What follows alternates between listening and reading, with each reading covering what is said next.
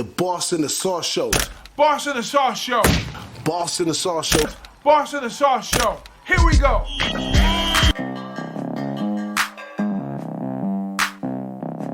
Last year's champion, Utah State. Now, they'll probably, if the success continues over there, they'll probably write a book about this guy, Blake Anderson, somewhere in the future, coming from Arkansas State. Losing some family members, kind of like starting his life over, coming over here to Utah State. First year in, boom, wins the championship. And he didn't win the championship just as though if he just knew something better or it was the element of surprise or anything. This guy had players that left it out on the field every game. They played every quarter to the end. You know, so a couple games even got taken down to the last tick, and they did their best to win, and they won the Mountain West Championship. So Blake is been coaching 9 years overall. It's his second season at this school right here. He's 62-40 as a coach, and he's 11-3 right here at Utah State. He has offensive coordinator Anthony Tucker, defensive coordinator Ephraim Banda. He had an awesome first year. There's not much more I can say about that. But like I said, the numbers may show a little bit of difference when I'm telling you that some of these games were just close. It wasn't like he just blew these teams out the water.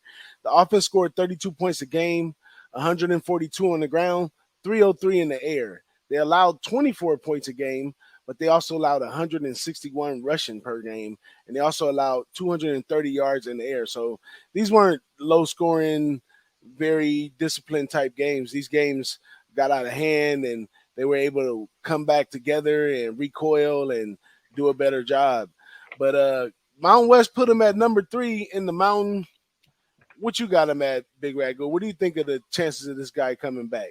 Oh, man. I like it. What's not to like it? Especially after that first year. I wouldn't call it a Cinderella season because you don't come out of the gates, especially in a conference like the Mountain West where, you have the standards like Boise and Air Force. You come in there and you dominate a convincing 10-win season, a lot of close games, and that's what the good teams win. So they bought in early. He was able to bring Logan Bonner with him from Arkansas State when he made the move. So that was like the whole key for that whole offense, kind of getting put, 3,600 yards passing, 36 touchdowns, just a lot of 36s all over the place. They get their whole offensive line back, I believe, too.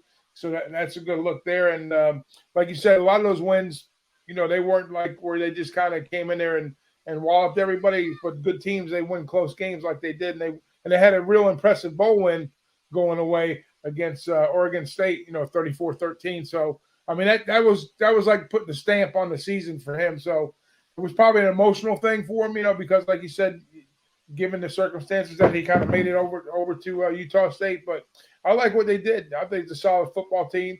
I think it was the right coach, at the right time for that squad. And he basically turned that whole program around in a year, which is, you don't see that every day. So I don't know if it's going to be an aberration, but I doubt it. I think he's got whatever he put together on that field, they did it, and they did it consistently. That was the thing. If it was a fluke, maybe 1 or 2 games, but to do what they did, and their preparation, it was pretty impressive. Actually, probably one of the most impressive stories in college football. Yeah, to put it simply, you could throw a lot of the success on Logan Bonner because the few games he was injured, they lost. As soon as he came back off of injury, they won again. Yeah. So he was a great instrument. I see it a couple places right now, not only in the Mountain West, but in other conferences as well, as coaches, because of the transfer portal, are bringing players over with them. We got Caleb over there with Lincoln Riley at USC, and Bonner came along, and it worked wonderful for a player to know the scheme and all that. Even like I said, they were down at points and came back, so he was able to rally the team like, hey, this is how the scheme goes, or this is how it goes, and having the experienced players out there played a great part. And we must give some respect to Justin Rice on the defense. That guy played phenomenal, and he was another follow. He even played a year at Fresno State and was one of the best players over there, and left when this guy came over here. So this year the offense is returning 8 total, and 7 of those are seniors. At running back, they return Calvin Tyler, another great guy over there. At receiver, they do lose 3 people, but they return 6'6", 220 Justin McGriff, along with a couple transfers from Alabama and Brian Cobb from Maryland. And on the offensive line, 4 returners with experience should be great, but they do add BYU transfer Cade Parrish. I'm not sure. I guess it's just to cover depth, because depth could be the biggest issue for a second-year coach, because he hasn't had a chance to recruit all of the players and get them ready. So he doesn't have a bunch of redshirt freshmen or anything coming up. He has whatever the guy before him left him, and maybe a little bit more. So depth and health could be an issue over here. And I think that may be the biggest reason why they come in the number 3 spot, because the quarterback returning, I mean, they jumped out of their seats every year when Carson Strong returned with Jay Norvell. So Logan Bonner coming back with Blake Anderson should be just important. But on the defense, maybe is where it suffers. They got 3 returners on the defensive line and transferred from Nevada. At the linebacker spot, no more Justin Rice, who was one of the greatest over there last year. But they get another Arkansas State transfer, Anthony Switzer. So this guy must have played under the system as well before he comes over. At defensive back, they only get 2 returners, and they get a transfer from Miami, Gervin Hall. Once again, depth could be a concern right there.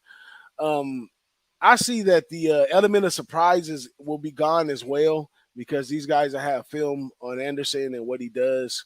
So that should tighten up a little bit. And Anderson, he may over prepare, because he's like, when you play against defenses like Wyoming and San Diego State, I mean, even if you survive the storm, and even the Air Force, even if you survive the storm, you still may have some type of shell shock going into it, because those guys play so physical and all that. So I'm sure he's trying to instill the importance of being tough and physical now. And you don't want those things to sidetrack you off of what got you to the championship in the first place. But one of the wonderful things about Blake Anderson, what got him into the championship, is players who believed in him. He had some adversity in his life. He shared it with his family, his team. His team became his family, and, you know, so forth and so on. And they wrote it all out, man. I think we get a movie out of that one someday. Yeah, no, it's a good story. You know, it's definitely inspirational. Yeah, the only thing I would add to what you said is basically a lot of the same. You know, with the shock factor. You know, they're going to have some film. You know, some looks now, but defensively is probably going to be their weakest point.